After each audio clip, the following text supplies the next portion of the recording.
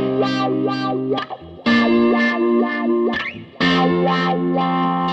howdy all, this is Shane and I'm here to show you how I put together a pedal board, and hopefully this will help you organize your pedals so you can put them in the right order. They say there's no rules, but there are a couple in my opinion on which way you should do things. So I'm here today to show you how I do mine, and if you like what you see you can do it with yours, or if you're not sure which order the effects go, I'm going to give you a pretty rough guide on which way things go. This here is the first thing in my chain. This is to represent a cable coming into this tuner. This is a wireless pack, so that goes before anything on my board, straight into a tuner. And the reason I do that is because when I click this on, it mutes my signal so I can tune and not have lots of sound coming out of my amp. Most tuners have a mute function when you tune. I'd suggest using that if you're playing live. If you're at home, you can use the bypass setting. It really doesn't matter, and it's up to you which way you prefer to do that. For me, I really don't like listening to people tune loud. So get a tuner that mutes and put it at the front of your chain. It can go at the end, like I said, that one's kind of up to you. I like my wah pedal before my overdrive pedals. Some of these wah pedals do sound good after drive pedals. For me personally, I've just gotten used to having it the first thing in my chain, and I've always done it like that. I just find, for me, that's the sound I like, and yeah, I stuck with it. I don't know if putting it after any pedals really changes it that much, but I just really dig having the pedal here. You can try it after an overdrive pedal. Sure, you can absolutely do that. The next thing to do is have your boost or drive pedals next or first in the chain. So think of it this way: anything that boosts your signal or makes it more dirty, have it at the beginning of your chain. And that's just a common practice. If you've got it after a delay pedal, for example, you're going to get some weird stuff going on. So have your overdrives, boosts, and anything like a preamp boost pedal, Klon or a Plimsoll or a Screamin' Blues or a Delta Lab TO1, have those kind of pedals next to each other. It doesn't really matter what order, unless of course you got a preamp boost, which I would put the preamp boost before an overdrive pedal. So if it's just a volume boost, which is a preamp boost, put that before an overdrive, or try it the other way around. For me, I had a booster grande for a long time, and that was the first one there, and then I used my overdrive. So it's up to you which order you prefer them in. Try them, in many different ways and see if you're digging it. That's what I would do.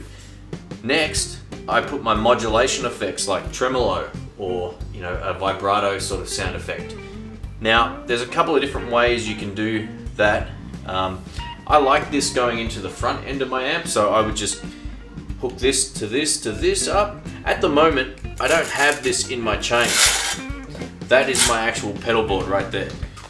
Right now, I'm not using any modulation effects, but I am using, I'm using a delay pedal. That's really the only effect I have on my board. If you don't have any tremolo effects, or you don't have, like a rotator speaker simulator, you don't have to worry about this section. But this would go right after the overdrives for me. I would put this after, and the reason is, I think, at least my understanding of it is, you get more of your tone having it after than having it before. Otherwise, if you have a modulation effect then an overdrive pedal, you're gonna sort of hear it go a little, it's not sort of like the true sound of that pedal. Then you're kind of warping it beforehand. So have the overdrive and then have your modulation effects. So if I was doing this with, with what I have down on the floor, that would be my next pedal. So, tuner, wah, overdrives or distortion pedals, tremolo or rotator speaker simulator, whatever you like. If you've got a delay pedal, I would put that next. So I would go from here to here. Now the reason I would put this last is simply the connection out of this should be still your guitar tone. You can, I guess, put that after, but it's going to do some weird things to your sound, I've found anyway. This is just my opinion. There's many different ways you can do this, but for me that works really well, and having delay after the trem really gives you a really cool sound if you use both at the same time. If I have the other way around, like I said earlier, it can do some weird things to your sound. You're better off having the true sort of tone before you get to the delay. And if you don't have reverb on your amplifier, you can then put a reverb pedal last.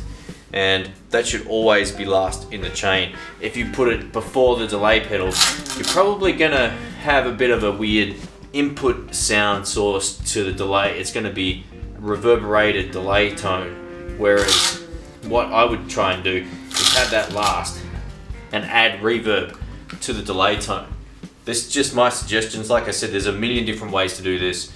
There's so many people have different ideas on which way you can work with pedals, and there's no right or wrong. The next thing I should mention is a lot of amplifiers have an effects loop, which is really good for stuff like delay, even tremolo, or reverb.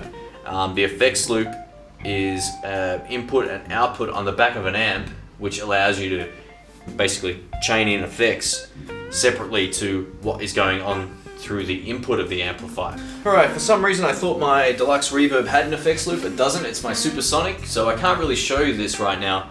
But what I can say is these effects all sound fine going straight into the input on an amplifier.